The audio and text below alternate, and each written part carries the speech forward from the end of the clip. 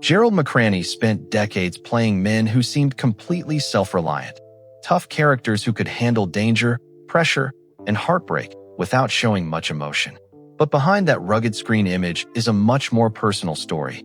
At 79, McRaney has made it clear that when he looks back on his life, one person stands above everything else: his wife, actress Delta Burke.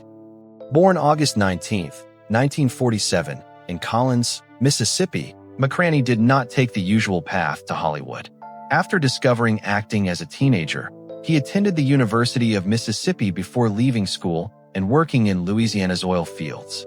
He spent part of his time working around drilling operations and the rest performing with a repertory theater company in New Orleans. Eventually, he moved to Los Angeles, drove a cab to support himself, studied acting, and slowly built a career through television guest roles. During the 1970s, McRaney appeared on shows including Gunsmoke, The Rockford Files, The Incredible Hulk, and Hawaii Five-0. One of his most memorable early experiences involved James Garner.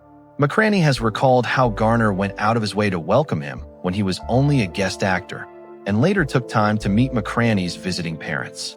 McRaney has repeatedly described Garner as one of the finest gentlemen he encountered in Hollywood. His major breakthrough came in 1981 when he was cast as Rick Simon on Simon & Simon. The CBS series turned him into a recognizable television star and eventually ran for 8 seasons. Then came Delta Burke. Burke, born July 30th, 1956, in Orlando, Florida, had already made a name for herself before joining Designing Women as Suzanne Sugarbaker.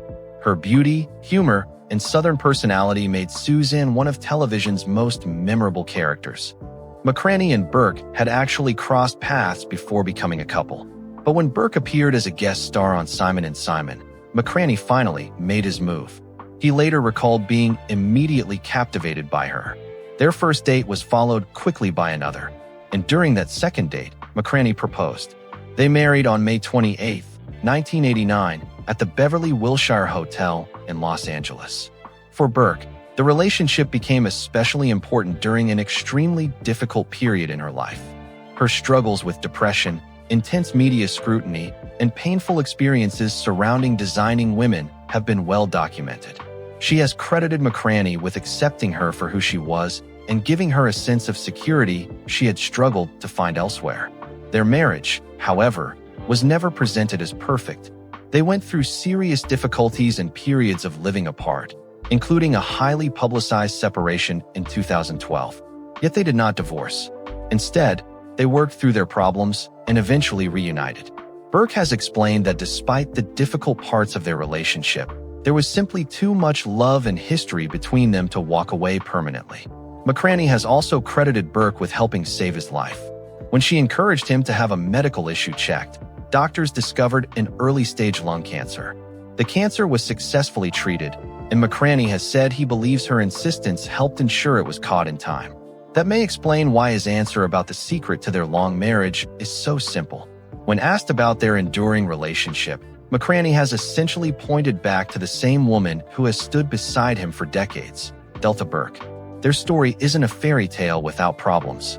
It's something more realistic, a marriage that survived difficult seasons because neither person was willing to treat the other as disposable. Gerald McRaney may have spent his career portraying men who needed nobody, but his real-life story tells a different truth. Sometimes strength isn't about standing alone. Sometimes it's knowing who you want standing beside you.